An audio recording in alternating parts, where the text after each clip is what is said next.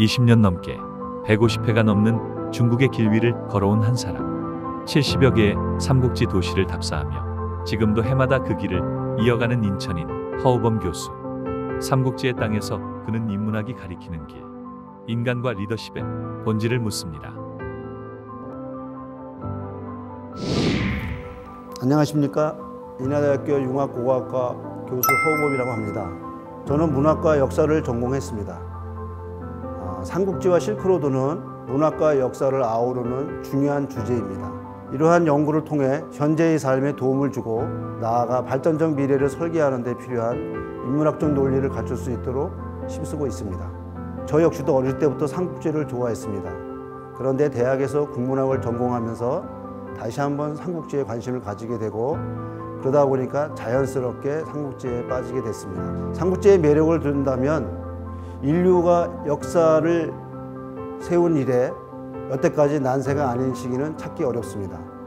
삼국지는 바로 이러한 난세를 살아가는 데 있어서 다양한 인물 유형들이 변화무쌍한 세상 이야기를 다루고 있습니다.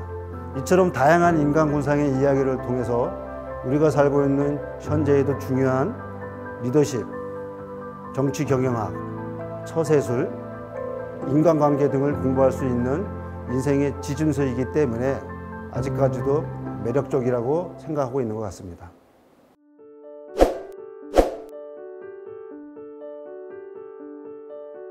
우리나라 사람치고 삼국지를 모르는 사람은 없습니다. 조선왕조실록을 살펴보면 사대부나 정치가들이 삼국지의 인물들을 인용해서 각자의 정치관을 포명하며 자기의 정치를 하기 위해서 노력하는데, 예를 들면 동탁이나 여포, 조조나 사마이는 간신이고 유비나 관우, 장비, 제갈량이나 조자룡은 충신으로 비유돼서 자신들은 충신이요 상대방인 정적은 간신으로 치부해서 정치적으로 활용했음을 알 수 있습니다. 삼국지는 그 전 역사적으로 올라가면 1800년이 됩니다. 1800년 동안 스터디셀러가 된 이유는 삼국지가 펼쳐진 삼국시대뿐만 아니라 우리 조선시대 그리고 현재까지도 인간사에 반복된 것을 삼국지를 통해서 교훈을 얻기 때문입니다. 그러므로 삼국지에서 배울 점이라면 삼국지 인물과의 대비를 통한 선악, 아군과 적군이라는 이분법적인 사고가 팽배해 있는데, 이러한 것에서 이제는 지향을 해서 삼국지 영웅들에게서 배울 수 있는 창의적인 인재를 중시한다든가 혁신적인 리더십을 배운다든가 지도자들의 솔선수범과 애민정신, 또 더 나아가 이를 통한 민심단합과 국가적 역량 직결로 이 시대의 난세를 이겨내고 국가적으로 개인적으로 승리하는 그러한 것들을 이제는 배울 때가 아닌가, 그런 생각을 합니다.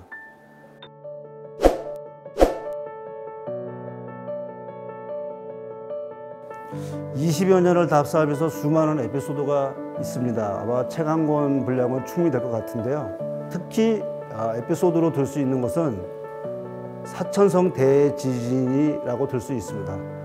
그 당시 제가 중국의 사천성을 다시 한번 방문할 기회가 있었는데, 가는 비행기표는 있는데 돌아오는 비행기표가 없다는 것이었습니다. 어쩔 수 없이 사천성을 방문하지 못하고 다른 지역을 방문했었는데, 그때 마침 제가 돌아오는 날 그 시간에 사천성에서 대지진이 발생했습니다.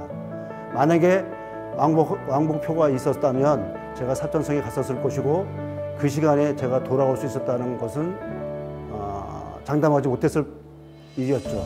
지금도 그때 일을 생각하면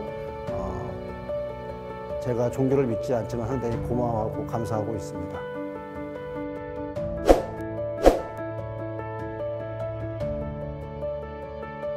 오늘날의 우리나라는 내후 외환이 겹친 난세의 시기입니다. 동양에서 삼국지를 가장 좋아하는 한국의 지도자들이라면 이제는 삼국지 인물평만 그치는 것이 아니라 국가와 국민의 흥망성쇠의 이치를 깨닫고 한마음으로 난세를 이겨내는 실천적 전략을 고민하고 이를 펼쳐야 할 때라고 봅니다.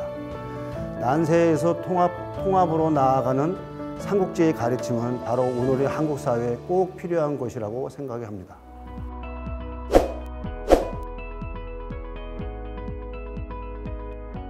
인천은 한국의 관문이자 동북아시아의 중심 도시입니다. 고대로부터 지정학적으로 중요한 요충지였습니다. 특히 고려시대에 삼국지가 최초로 도입이 됐는데 구한말 개항 후에는 청국조계지가 있었고 청국조계지는 현재 차이나타운으로 바뀌어 있습니다.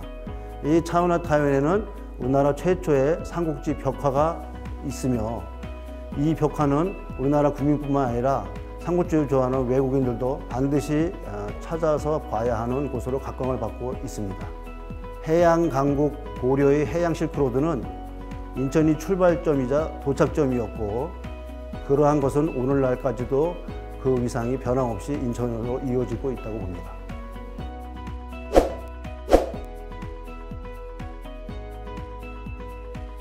실크로드는 인류 문명 교류사의 대동맥입니다.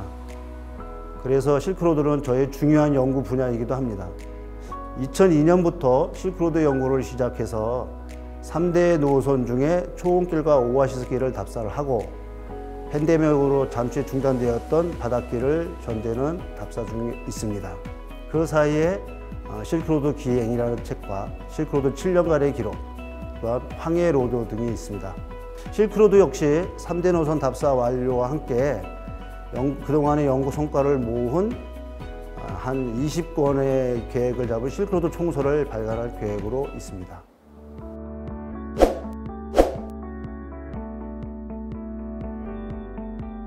삼국지에는 고사성어가 많이 나옵니다. 삼국지 고사성어의 읍참마속이라고 여러분 다 아실 겁니다. 사실 전쟁 중에 장수를 처단하는 것은 병법에서 있을 수 없는 일입니다. 그럼에도 불구하고 제갈량은 위나라보다 약한 병력을 갖고 있었음에도 불구하고 마속을 처단했습니다. 그 이유는 무엇이냐 하면 제갈량은 법치주의자입니다. 총나라가 위나라에 대항하기 위해서는 법을 철저히 준수하고 지키지 않으면 민심을 단결시키지 못하고 그 단결된 민심으로 위나라에 대항할 수 없었습니다. 그래서 제갈량은 마속을 베면서 눈물을 흘릴 수밖에 없었다는 그러한 제갈량왕의 고민이 있었기 때문에 읍참마속이라는 고사성어가 생겼습니다. 이 읍참마속을 통해서 우리가 알 수 있는 것은 아무리 아끼는 장수라 하더라도 아무리 아끼는 인재라 하더라도 법을 어기거나 법치주의를 실행함에 있어서 고쳐야 할 점이 있다면 단호하게 처벌해야 한다는 것을 암시하고 있습니다. 이러한 것은 비단 제갈량 시대뿐만 아니라 21세기 법과 민주주의, 자유가 중시되는 이 시대에서도 읍참마속의 고사성어는 우리가 다시 한번 깊이 되새기고 이해하고 실체를 옮겨야 할 그러한 고사성어로 되새겨야 할 것이라고 생각합니다.